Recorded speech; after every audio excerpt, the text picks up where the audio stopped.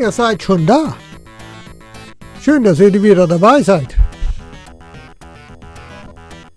Ich bin auch schon fleißig, ne? Ich liebe es noch immer die alten DOS-Games. Weißt du noch in den 90er? Und man kann sie noch immer spielen. Und zwar mit DOS-Box.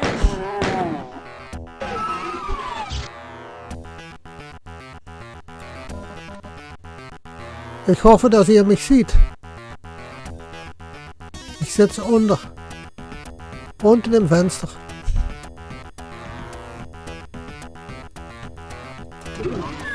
Und in diesem Video können wir mal schauen, wie wir durchspielen können. In DOS-Box. Und in dem ersten Teil machen wir die normale Durchspiele einfach runterladen und einfach kopieren und auch noch können. Und im zweiten Teil machen wir CD spielen, also spielen auf CD. Wie das dann geht.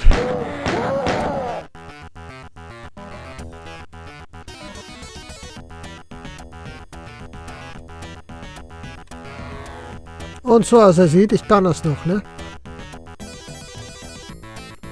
Doom war immer eine meiner favoriten Spiele früher. Doom, Night 3D, Wolf 3D, Nightmare 3D. Alles schöne alte DOS-Spiele, die man dann immer spielen kann.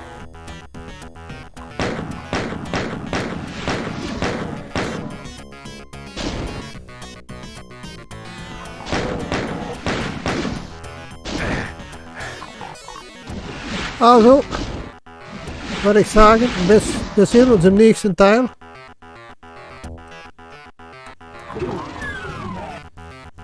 Und das ist die normale Games installieren und schauen, dass wir die im Laufen kriegen in DOS-Box. Also sehe ich euch da.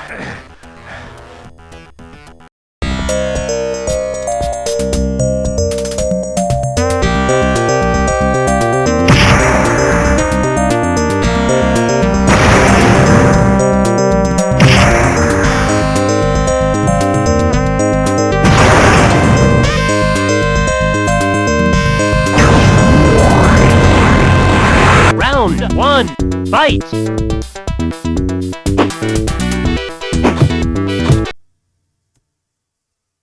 Wenn man DOS-Spielen möchte, dann kann man die natürlich schauen, ob man die noch selber hat, aber man kann die natürlich auch herunterladen, zum Beispiel von der Seite dosgames.com, so wie Sie hier sehen.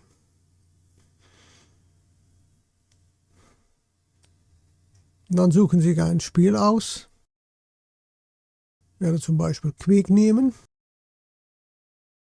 Nein, Duke Nukem 3D. Und man sieht hier schon, man kann es online spielen. Play Online im Browser. Oder man kann es hier runterladen. Aber man sieht hier schon, beide Full Version Duke Nukem 3D und Steam. Das bedeutet, das Spiel ist Shareware. Es ist eine Probierversion, aber das macht für uns nichts. Das machte man früher viel, Shareware-Spiele. Aber es gibt jetzt auch schon Spiele, die früher Shareware waren und heute freigeschaltet sind. Also die Hersteller haben sie freigegeben. Also werden wir Download the Game Free drücken.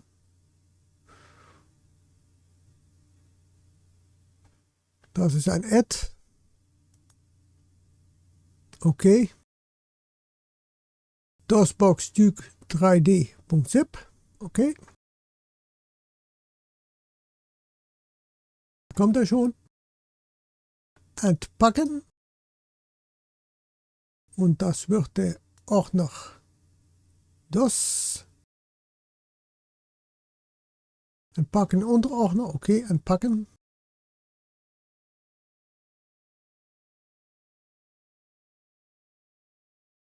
Und die hat ihn entpackt in DOSBox Duke 3D. Da steht er. Nächster Schritt, was wir brauchen für DOSBox, ist eine Konfigurationsdatei. Damit wir DOSBox nach unserer Hand setzen können. Den können wir schließen. Den können wir schließen. Und dann gehen wir hier zum DOSBox selber. Hier kann man DOSBox runterladen auf dieser Seite, weil man braucht DOSBox ja auch, ne? Und da gibt es hier, kann man den runterladen bei Downloads für Mac und für Windows. Gibt es auch Linux-Distros, aber bei Linux normal ist der beigeliefert. Und man findet den in seinem Softwarekatalog. Sie sehen es mir, ich habe ihn auch installiert hier. Bei mir kommt er von OpenSUSE. Version 0.74.3. Das ist die letzte Version von DOSBox. Steht hier auch 0.64.3. Also, ich habe die letzte Version. Da kann man das Programm downloaden. Und dann hat man hier bei GitHub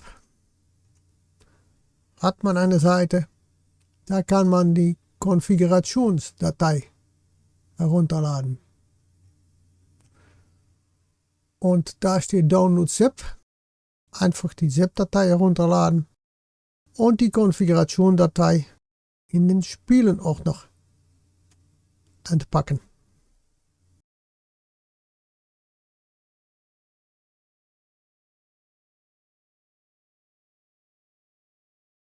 Und das ist der Spielerordner von Duke 3D. Das ist das Programm Starten, duke3d.exe. Und es wird wahrscheinlich auch noch ein Setup geben. Es wird auch ein Setup geben für den Sound und so etwas. Also was wir hier machen ist,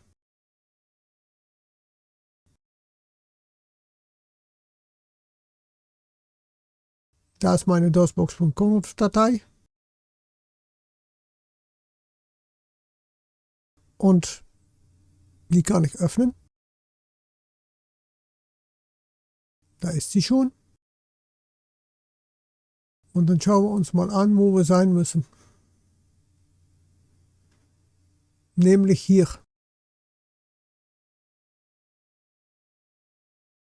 Diesem Teil hier. Fullscreen Files und so weiter und so fort. Das ist der Teil, den wir brauchen. Wir werden das mal etwas ausvergrößern.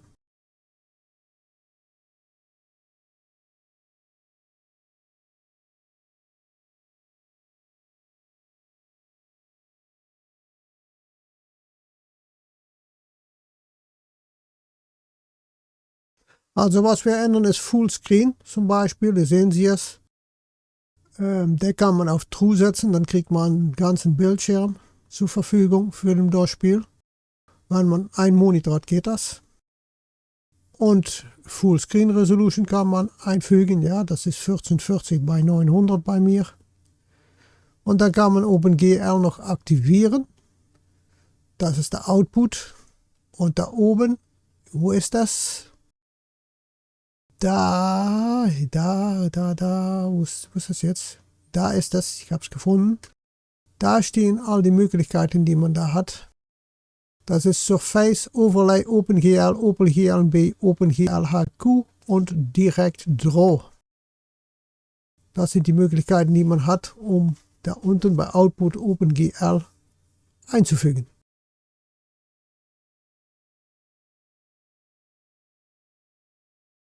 Wenn wir das haben geändert, gehen wir zum nächsten Teil in diese Datei. Und das ist hier unten irgendwo. Muss man eben suchen. Bei CPU. glaube ich. Ja, bei CPU ist das.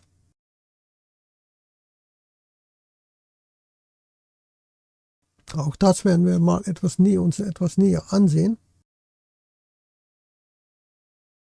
Also hier sehen wir, Cycles ist Max. Da. Und das würde ich immer machen, dann hat man die maximale Power für die Durchspiele. Und mit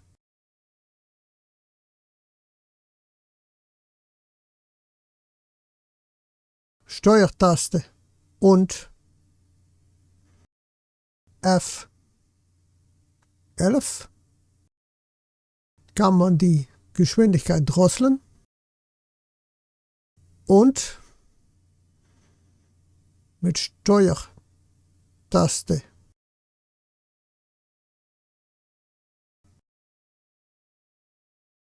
plus F12 kann man die Geschwindigkeit wieder erhöhen.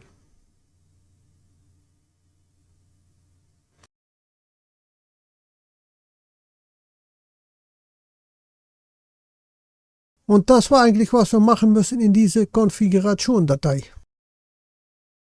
Dann ist die fertig. Dann können wir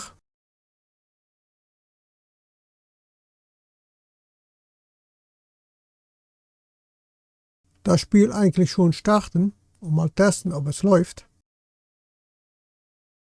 Ich werde ein Setup mal testen. Öffnen mit DOSBox.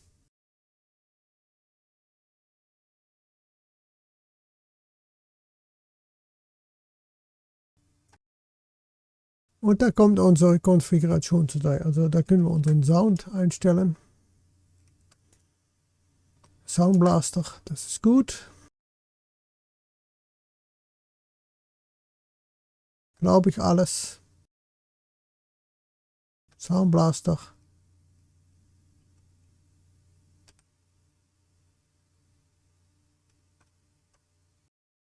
Okay.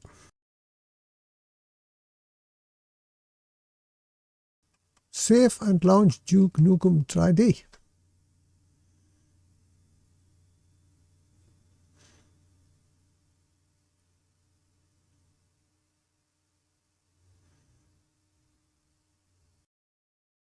Und das Spiel läuft.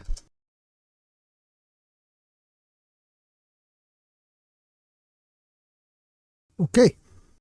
Ich werde es jetzt beenden, weil es sehr umständlich ist, so zu starten.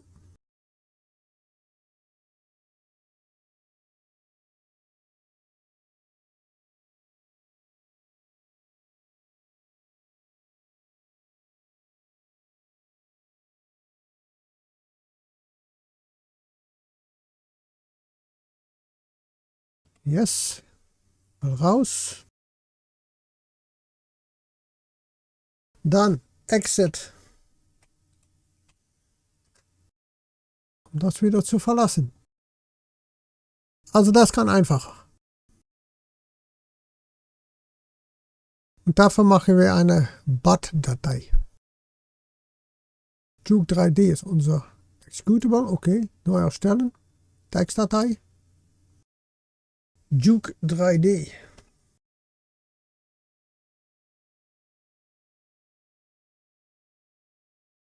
Duke 3D.bat.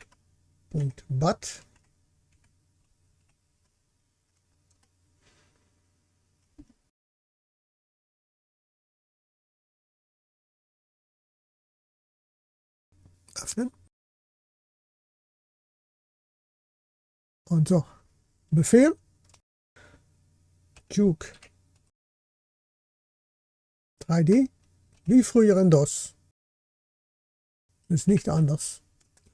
Und natürlich möchten wir ein Fenster auch schließen. Und dafür geben wir das Exit-Command. Nicht R-Exit, es ist Exit.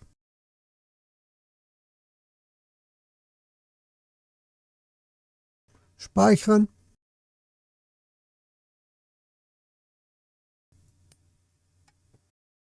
Da steht er. Öffne mit. Andere Anwendung. DOSBox.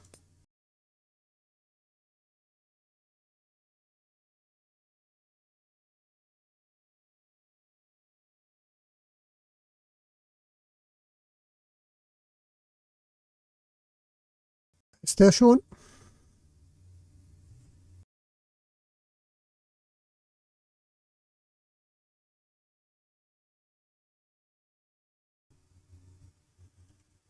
Okay, läuft. Wenn ich jetzt rausgehe, soll er DOSBox schließen.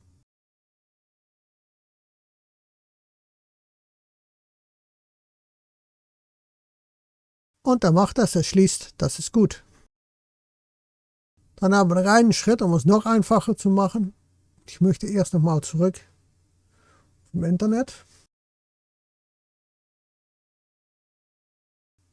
Nein, mag ich nicht. Ich mache es so.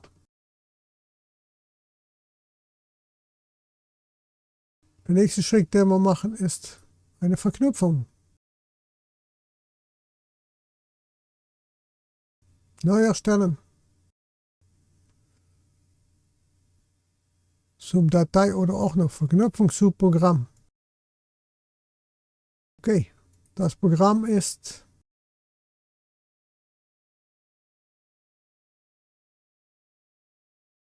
Juke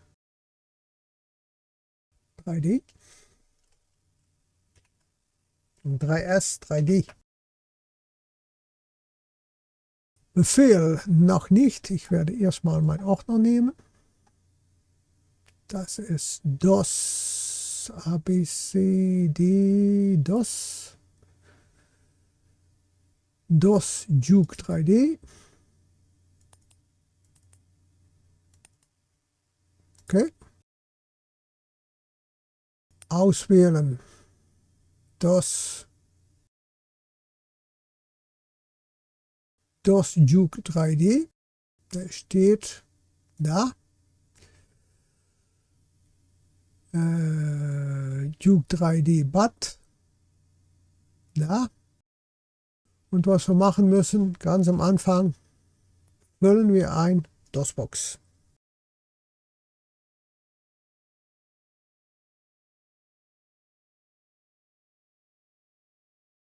Mit den Tippen habe ich es nicht heute. DOSBox. Weil er muss ja DOSBox öffnen und dann das Programm. Okay. Allgemein können wir noch ein Logo geben, was wir haben möchten. Können wir selber machen vom Internet.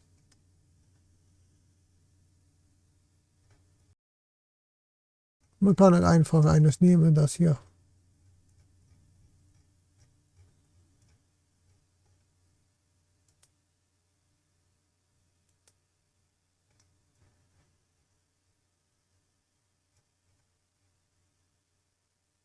Ich werde einfach einen nehmen. Okay. Und das wäre es dann.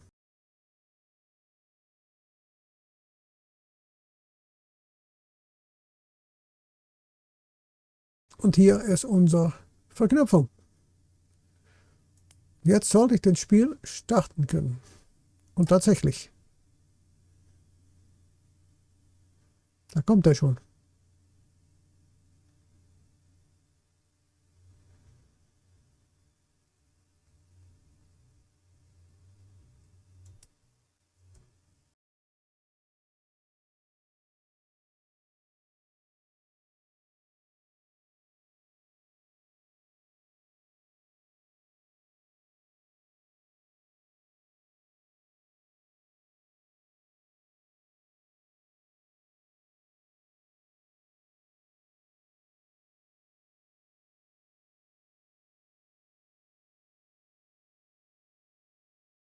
Also man sieht, das Spiel läuft.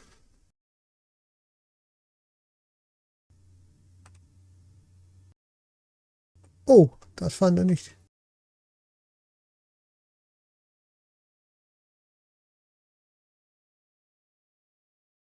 Das ist schon ein schwieriges Spiel. Ich habe es noch nie gespielt, aber man sieht, es funktioniert.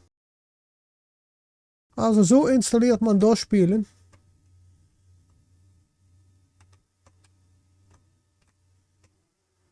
Und jetzt kann ich rausgehen. Und jetzt gehe ich zu Quit Game.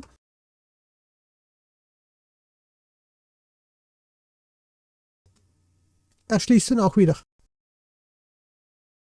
Wir sehen uns im nächsten Teil. DOS-Spielen mit CD-ROM. Also das war's für dieses Video. Wenn Ihnen dieses Video gefallen hat, geben Sie einen Daumen hoch. Abonnieren Sie den Kanal. Und am nächsten Mal gehen wir weiter mit DOS-Spielen auf CD-ROM. Und natürlich auch ISO-Images. Also dann wünsche ich Ihnen noch einen schönen Tag. Bis zum nächsten Mal. Ciao, ciao.